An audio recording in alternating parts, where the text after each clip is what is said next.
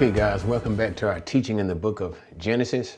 Now the last time we were here in chapter 26, we were basically looking at the life of Isaac in his struggles amongst the Philistines.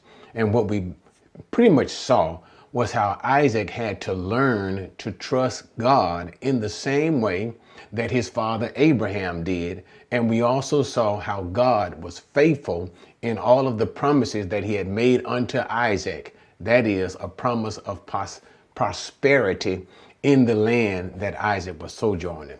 Now we move to chapter 27, where our predominant character here will be Jacob, as we deal with the issue of Jacob's deception of his father. But now, before we get into this, what we have to recall is this. Earlier in chapter 25, I believe it was, earlier in chapter 25, when Rebekah, the mother of Jacob and Esau, was pregnant with twins, God had given a revelation that the younger shall have the birthright, or as it said back then, the elder shall serve the younger. That is, the birthright of the family would be given to the younger son and not to whom it would naturally be given to, the elder son. So they knew, both Isaac and Rebekah, that the birthright was supposed to be given to Jacob. And also in our last preview of an interaction between Jacob and his brother Esau, we remember how Esau sold his birthright to his brother Jacob for a pot of lentils, for a pot of beans, okay? Which is the reason why the scripture calls him in the book of Hebrews, it calls him a profane person, a worthless fellow who does not regard spiritual things of value. But nevertheless, and before we even go a little bit further, let me bring it back to remembrance on the birthright. Now remember, the birthright basically entails two things. It gives whoever has the birthright the spiritual leadership of the family. He becomes the leader of the clan, the leader of the tribe, especially in matters of spiritual leadership. But also the birthright gives the blessings of the father, that is, the material blessings, the blessings of wealth and things of that nature. So it is through the birthright that the blessing of Abraham is to be transmitted. And that's basically the idea. It is through this birthright that the blessings of Abraham, that is, all the way back to Genesis chapter 12, those blessings that God gave to Abraham, it would be transmitted by virtue of the birthright. Okay, so now let's start in chapter 27. We know it is a very narrative story. It is lengthy. So the points that we need to make, we'll make. Unnecessary points that are pretty much given by the scripture themselves, we'll just simply read through as we read in the scriptures. Now it came about, when Isaac was old and his eyes were too dim to see, that he called his older son Esau and said to him, "My son." And he said to him, "Here I am." Isaac said, "Behold, now I am old, and I do not know the day of my death. Now then, please take your gear, your quiver and your bow, and go out to the field and hunt game for me, and prepare a savory dish for me, such as I love, and bring it to me that I may eat, so that my soul may bless you before I die." So it opens up, and what we basically see is this. Isaac is recognizing the fact that he is old. Here, Isaac is over 100 years old, because we know that Esau was born when Isaac was 60 years old. And also we know that Esau had married at the age of 40. Okay. And so this is beyond that time. Actually, if we had to do the calculation, I think Isaac is approximately 137 years old. But nevertheless, he is fearing now that because his eyesight is getting dimmer, his health is declining, he is getting old and near death.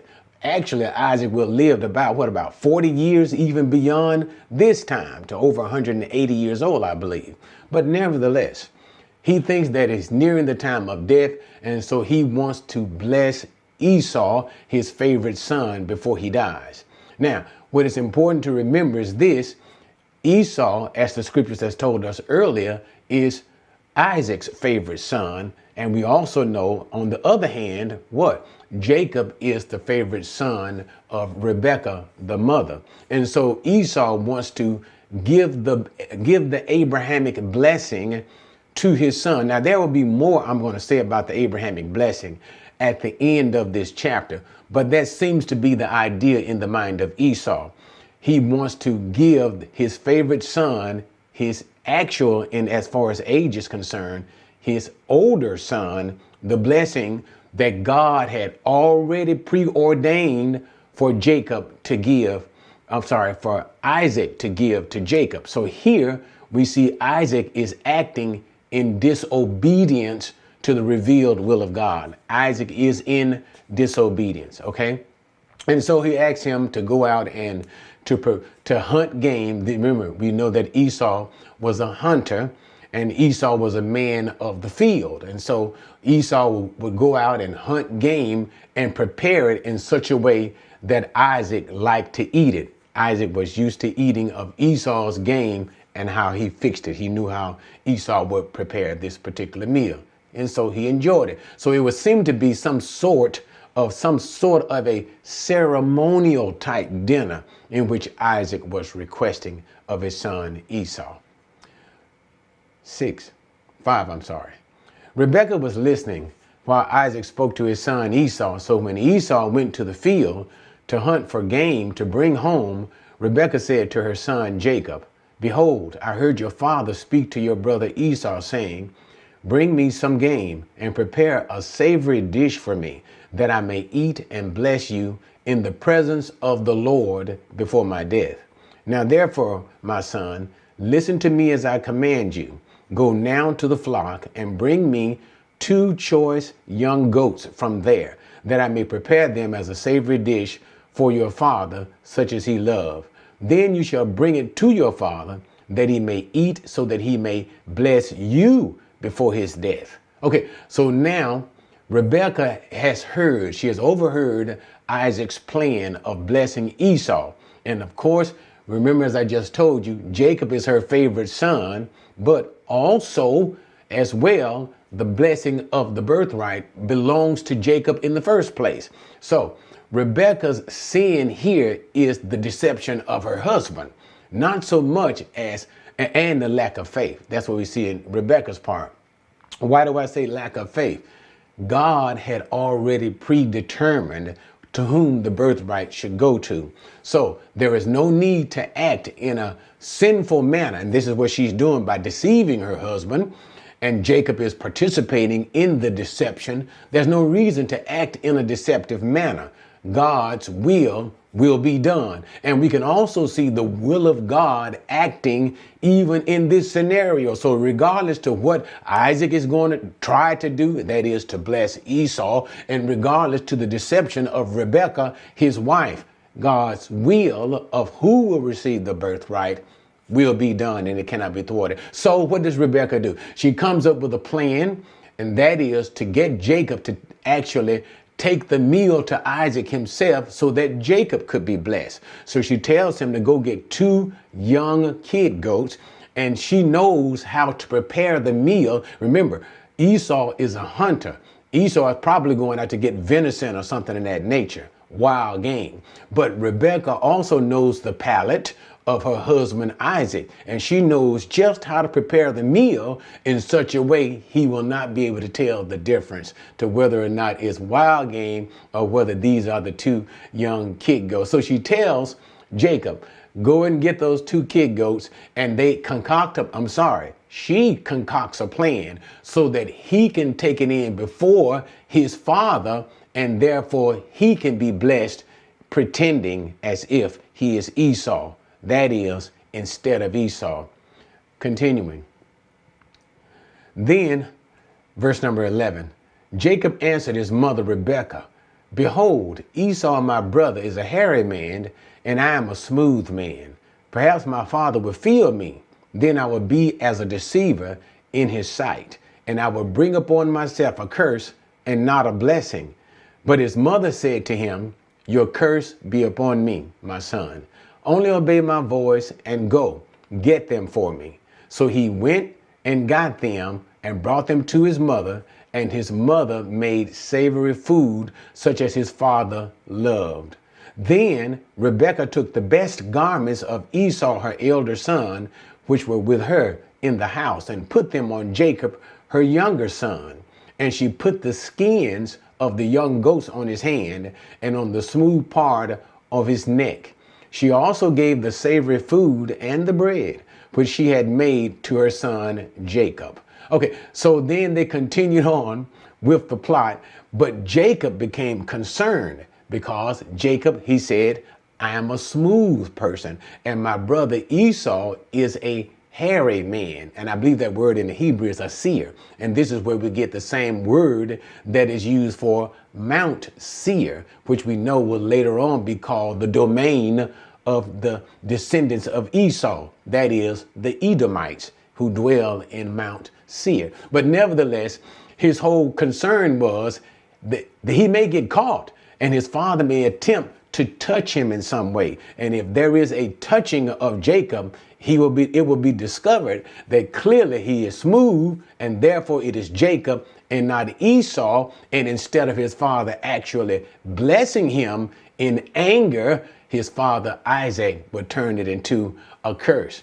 And so his mother assumed responsibility for the whole event.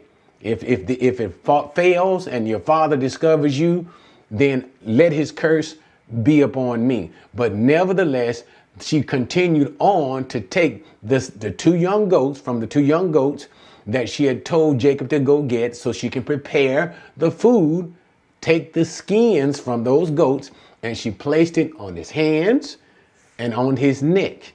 And also Esau had some clothing in the house that was with his mother. And so what did she do? She told Jacob to put this on. So therefore he would smell that wild smell of the open field and things of that nature.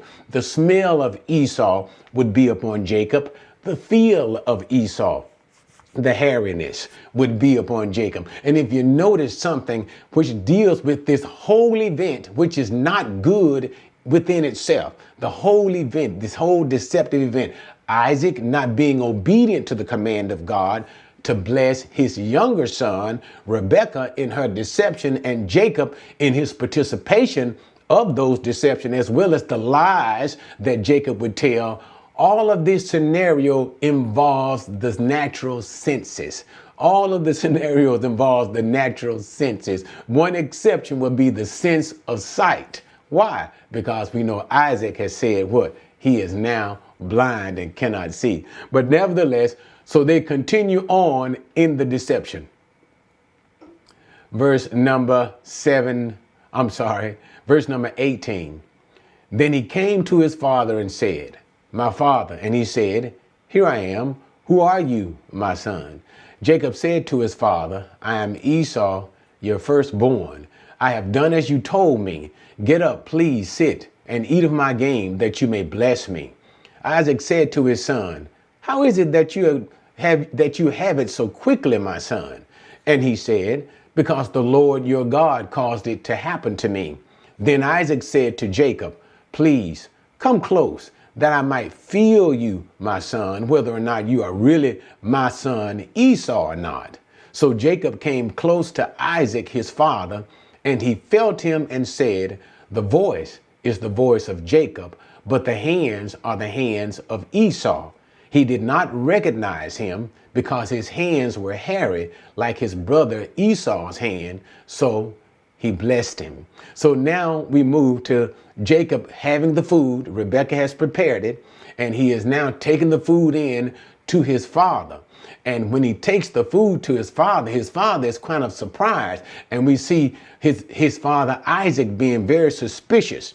And the first thing that arouses his suspicion is how quickly he was for him to prepare the food. Remember, Esau had to go out, hunt the game, prepare the food, then bring it to Isaac. And this would take some time. And so Jacob has to come up with a reason why he did it so quickly. And Jacob said it was based upon providence. That is, it was God's will that he should go ahead and quickly shoot and catch the game and prepare the game and bring it to his father Isaac so Isaac can bless him. This was God's hand in the matter. But nevertheless, he lied to him, because notice it was the voice of Jacob that was distinct. And when Jacob spoke to him, he says, "Here I am, my father." He noticed, even though Isaac could not see, he noticed the voice was the voice of Jacob. And so what did he do? He asked Jacob to come near to him so that he can do what? Feel him, so that he can have other proof that indeed it was his son Esau before he actually blessed him. And the story continues on. He didn't recognize him. He didn't. So in the end, that is simply saying, Jacob fooled him. And so now here he prepares to bless him. So moving on. And he said, "Are you really my son Esau?" Verse number 24. And he said, "I am." So he said, "Bring it to me, and I will eat of my son's game, that I may bless you." And he brought it to him, and he ate. He also brought him wine, and he drank. Then his father Isaac said to him, "Please come close and kiss me, my son." So he came close and kissed him, and when he smelled the smell of his garments, he blessed him and said, "See, the smell of my son is like the smell of a field which the Lord has blessed. Now may God give you of the dew of heaven and of the fatness of the earth and an abundance of grain and new wine. May peoples serve you and nations bow down to you. Be master of your brothers, and may your mother's sons bow down to you. Cursed be those who curse you, and blessed be those who bless you." So now, one more time, we're moving in again. And now Isaac asks him to bring him the food. He says, "Okay, are you indeed my son?" And he answers again the third lie that Jacob tells. "Yes, I am." And so Isaac says, "Okay, bring me the food." And when he brought him the food, he actually wanted him to come near him so that he could smell him as well. And this would simply be further verification that indeed Jacob was Esau. But we know this was all an elaborate trick of Jacob. And so he prepares the food, and Isaac eats the food, and he also gives him wine so that he may drink. And after what, again, as I said to you earlier, what seems like a ceremonial meal, but after the meal, Isaac begins to bless Jacob, with whom he was thinking was Esau. And so he opens up and says, "His son smells like a field." And this is because of the garments that Rebekah told Jacob to put on him, to smell like Esau. And this was also, once again, how the kind of man that Isaac liked. And this is why he favored Esau. Esau was his favorite son so much, because Esau came to him as a man's man, a man of the field, a great hunter. But nevertheless, he says, my son is like a field that the Lord has blessed. And then he continues with the blessing. He gives him material blessings when he says, "Now may God give you the dew of heaven and the fatness of the earth, abundance of grain and wine." This speaks of material blessings, the blessings in an agricultural type sense. And then he continues to say, "May peoples serve you and nations bow before you." And this is the blessing of, I don't want to use the term superiority, but let me just simply say his greatness. And remember the greatness that we saw in Abraham. And so in this same sense, we saw the same greatness in Isaac as well. Remember when Abimelech came to Isaac, we can see that you're a great man. So that same sense of greatness, he's saying. And then he says, "And may your brothers, and be a master of your brothers." In other words, he is now giving him the leadership over the tribe itself. So over all that he has, he is now transferring the leadership of that over to Jacob himself. So he gives him the blessings that come of the land. And that's key. blessings that come of the land, fruitful blessings in abundance. He gives him a greatness among men in part of that blessings. And he also gives him an inheritance of his brothers. You can even say an inheritance among his brothers, but in that inheritance, it is inclusive of his brothers themselves, and that includes the people of Isaac, the slaves of Isaac, and all that Isaac has for the most part. Okay. Now, before we continue on, when we look at this particular blessing, even though it has Abrahamic overtones, I cannot help but notice that there is still a distinction in the type of blessing. He did not declare. The reason why I'm saying that is when you move into the next chapter, chapter 28, and you see Isaac bless Jacob again, this time knowing that it is Jacob, this time knowing that he will give Jacob the Abrahamic covenant blessings. The wording is a little bit different here. So there is a similarity of Abrahamic covenant blessing here in chapter 27, but I cannot help but notice it is still a distinction. So it seems to, does it suggest, and this is what I'm thinking, does it suggest that Isaac is somewhat hesitant a little bit to give him the full blown, if you'll let me say it that way, Abrahamic blessing? Because notice it is not until chapter 28 that Isaac says, I give unto you the blessings of Abraham. And that includes not only does it include the seed of Abraham, the descendants of Abraham, okay? It also includes the land covenant of Abraham. That is the land of Israel. That is not made as specific here in chapter 27.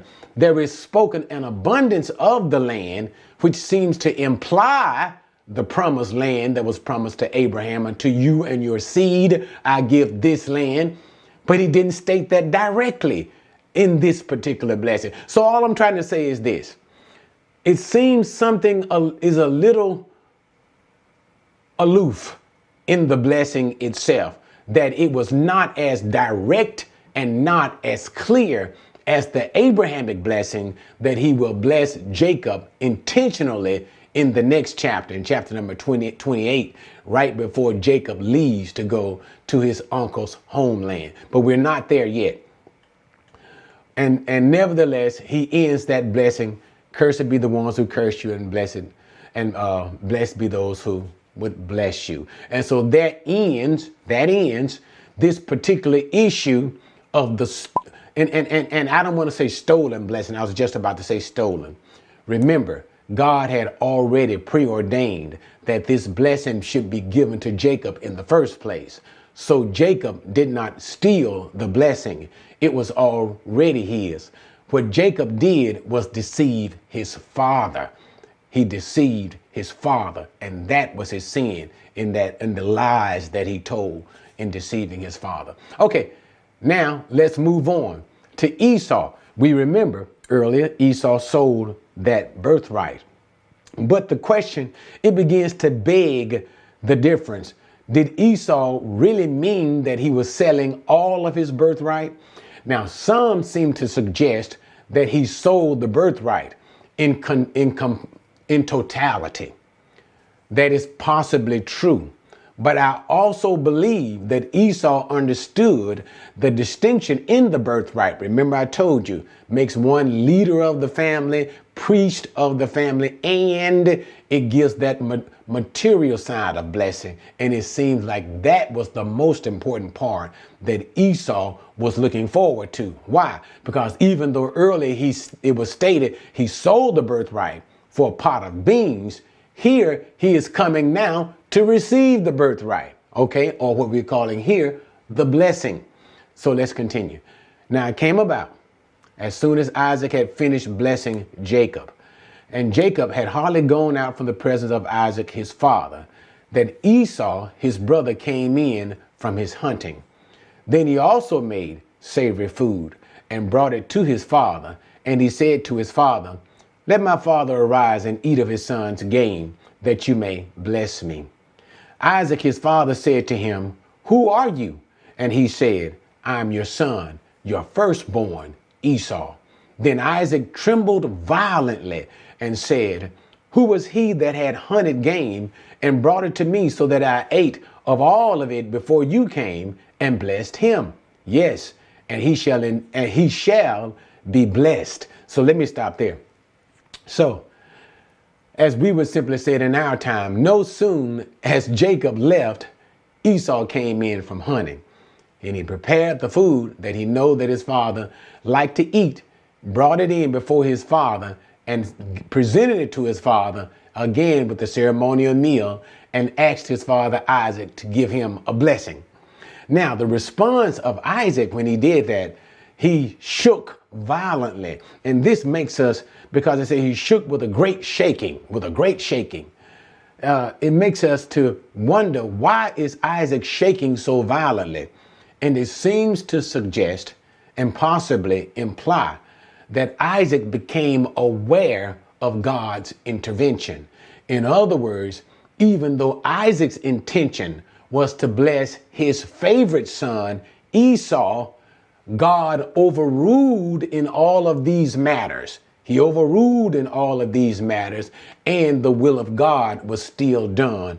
And Isaac blessed Jacob, the intended one for God to bless. And so therefore, Isaac being aware, he shook in realization that God was indeed involved in the matter. But nevertheless, so it was told unto him that it was someone else who came. And of course, we know that it was Jacob. And Isaac spoke that he already blessed Jacob with the blessing, and indeed he will be blessed. In other words, once a blessing was given, that blessing was irrevocable. You cannot take it back. It was a one-time thing. So therefore, the blessing that Isaac gave to Jacob was the only blessing that he could give. And it was no longer available to be given to Esau. It was no longer available to him. Okay. But anyway, also notice too that Esau came in and said that I am Esau, your firstborn. Once again, they are all acting contrary to the will of God. Even though Esau was born first, Esau was not to receive the right or the blessings of the firstborn. That right of birthright, that is the birthright, the blessing was given to Jacob. Okay, but nevertheless, so now let's continue. When Esau heard the words of his father, he cried out with an exceeding great and bitter cry. And he said to his father, Bless me, even me also, O my father. And he said, Your brother came deceitfully and has taken away your blessing. Then he said, Is he not rightly named Jacob? For he has supplanted me these 2 times. He took away my birthright, and behold, now he has taken away my blessing. And he said, Have you not reserved a blessing for me? Now, I would normally keep reading, but I do want to stop and make a couple of points. So when Esau heard from his father that the blessing was already given to Jacob, the response of Esau was a very bitter cry. He was torn apart, and he began to beg his father to bless him as well. Is there not some kind of blessing, another additional blessing that he could bless Esau with? And so Isaac responded, and notice there is so much name play on names with Jacob's name. Remember, Jacob's name means supplanter, or it means deceitful, to act in a deceitful manner, or one who grabs the heel. And so Jacob says, Your brother came in deceitfully. But the reason why I pause is when he said these words, and he took away your blessing. Remember what we've been saying again and again in this teaching. The blessing was never Esau's. It was by divine ordinance in the very beginning of Rebekah's pregnancy. God revealed that the blessing belonged to the younger son, that is Jacob. And so once again, we see the response of Esau. You can see the anger building in him. And notice he's saying, is he not rightfully named supplanter? It's because he has supplanted me these 2 times. Now notice this. Esau is not taking any responsibility for his conduct in the first place. Number 1, he did not value the birthright. Remember, he sold it for a pot of beans. And number 2, he's acting as if this is something that Jacob himself initiated. That's incorrect. The first time Esau came from the field, acting as if he was starving to death, he initiated the selling of his birthright by the sense of when Jacob said, sell me your birthright, Esau did what? He agreed. He did not have to agree. Second time, when he and, actually it was Isaac, planned to bless him apart from the will of God, and Esau consented to this. Again, this is Esau. So notice Esau takes no responsibility for his actions, for his sins, but he wants to be blessed. And there can be no blessing in such a manner. You have to take What does the scripture say? He who covers his sins shall not prosper, but he who forsakes them and turns away from them shall have God's blessing. Esau confesses nothing. He has no responsibility according to him. But nevertheless, we're going.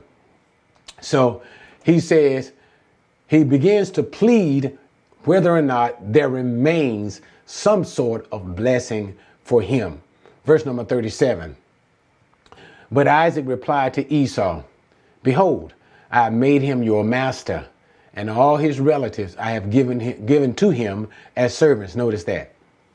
And with grain and new wine I have sustained him. Now as for you, then what can I do, my son? Esau said to his father, do you have only one blessing, my father? Bless me, even me also, O my father. So Esau lifted his voice and wept. Then Isaac his father answered and said to him, behold, away from the fertility of the earth shall be your dwelling, and away from the dew of the heaven from above. By your sword you shall live, and your brother you shall serve. But it shall come about when you become restless that you will break his yoke from your neck. So Esau bore a grudge against Jacob because of the blessing with which his father had blessed him. And Esau said to himself, the days of mourning for my father are near. Then I will kill my brother Jacob. So we see Esau again pleading for a blessing. But what does Isaac say to him? He says, it is now too late. I have made him your master. He is now the head of the family. He is the tribal leader. And all of his relatives, all of the slaves are now being given to Jacob. And not only that, he says, I have sustained him, wine and grain. This is the blessing from the earth as well as the material wealth of Isaac himself. So he has transferred now the leadership of the tribe to Jacob. And that means he has the wealth and the leadership and, of course, the spiritual blessings that are entailed therein. And so he continues as Esau wails even louder. He cries out to the father, please, Dad, give me some sort of a blessing. And so Isaac gives him a blessing. But what you have to take notice of in this particular section here is it is not the same blessing as he gave unto Jacob, what we just covered, okay? Servants, material prosperity, and even a blessing that should come from the land. Notice here is an opposite blessing. He says, notice again, behold, away from the fertility of the earth. So instead of the earth bearing forth its fruitfulness and abundance for Esau, the earth will hold back its fruitfulness from Esau. So actually he's getting a contradictory, a blessing of the other side. and away from the dew of heaven from above. That's the same idea. That abundance that the earth should bring forth. He says, no, you will not get that. But he says, by the sword he will live. And that speaks for itself, that Esau and the Edomites will be a warlike tribal people. Okay. But nevertheless, your brother you will serve. That is the descendants of Jacob, who we know will become Israel, will still rule over the Edomites, be a greater power than the Edomites. Then it says it will come to pass that when he becomes restless, he'll break the yoke. This speaks of the continuous fighting and the resistance of the Edomites to the Israelites. There were always issues of aggression and problems between the descendants of Jacob, Israel, and the descendants of Esau, the Edomites. They were always, basically the Edomites were always aggressive and contrary to the Israelites. Okay. So it says in the end, because of all of this, Esau bore a grudge in his heart. He harbored hostility against his brother. And remember, it started off with saying Isaac was old, his eyesight was dim. He was thinking that his death was near. And so this is also the mind of Esau. He thought soon his father would be dead. And when his father is dead, he was going to kill his brother Jacob. So we can see the enmity. Remember, the enmity that was in the womb as they struggled, enmity that even continues even now. But the enmity in the heart of Esau because of what Jacob had done, and Esau was planning to kill him at the death of his father Isaac. He hated him. 42. Now when the words of her elder son Esau were reported to Rebekah, she sent and called her younger son Jacob and said to him, behold, your brother Esau is consoling himself concerning you by planning to kill you. Now therefore, my son, obey my voice and arise. Flee to Haran to my brother Laban. Stay with him a few days until your brother's fury subsides, until your brother's anger against you subsides, and he forgets what you did to him. Then I will send and get you from there. Why should I be bereaved of both of you both in one day? Rebekah said to Isaac, I'm tired of living because of the daughters of Heth. If Jacob takes a wife from the daughters of Heth, like these, from the daughters of the land, what good will my life be to me? All right, so now the story continues. Somehow Rebekah is made aware of her son Esau's plan to kill her younger son Jacob, who of course we remember is her favorite son. And so she comes up with another plan, but this time a plan to send him away to her brother's house, Laban's house. Okay, Laban the Syrian back in Mesopotamia. Send him back there. And so she's going to have to concoct a story, a reason to get Isaac, his father, to send him there. But nevertheless, so what does she say? Go there. And her plan is for him to stay only a few days. And we know that this is completely wrong. This plan did not come together whatsoever, because instead of Jacob staying there for a few days, he ended up staying there for over 20 years. But she said, stay there for a few days till his anger subsides, until he is not as angry. And here's the thing, the kicker, when she said, for what you did to him. But remember, the plan was all Rebekah's. It was Rebekah's plan, and Jacob assented to the plan. He agreed with the plan and went along with the plan. But both of them were co-conspirators in deceiving Isaac so that Jacob would attain the blessing. But nevertheless, she said, what you, my son, did to him. And now she's not taking responsibility here for her actions. So what can she do? That's the question. To get Isaac to send Jacob away so that Jacob would not be killed by Esau. Okay. And so what does she do? She begins to complain. We remember earlier, and I believe it's in chapter 26. at the end of chapter 26, when Esau was 40 years of age, he took 2 Hittite wives, that is 2 Canaanite wives of the land. And remember, we've talked about this all throughout from the time of Abraham finding a wife for Isaac. What did Abraham tell his servant? Do not take a wife from the daughters of this land, from amongst the Canaanites.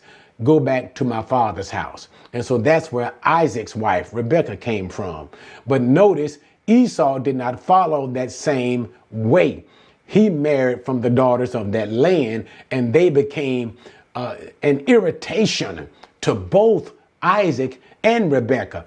Don't marry the Canaanites. And all throughout, whenever Israel in the future, in the law of Moses, they would always have something to reflect back to, because God would, in the law of Moses, say unto the Israelites, when they come back after slavery, do not marry the women of this land. Don't you take their wives, don't you take their daughters, and don't you marry their sons. Whatever, don't interchange in the marriage. Why? Because they will turn your hearts from following the living God. And that seems to be the seminal point even here, how they turn the heart from following the God of Abraham. So what does Rebekah do? She complains and says, oh, if Jacob marries one of these Canaanite women, I'm just going to die, I'm going to die. And so, of course, these women were sore to Isaac as well, and he will agree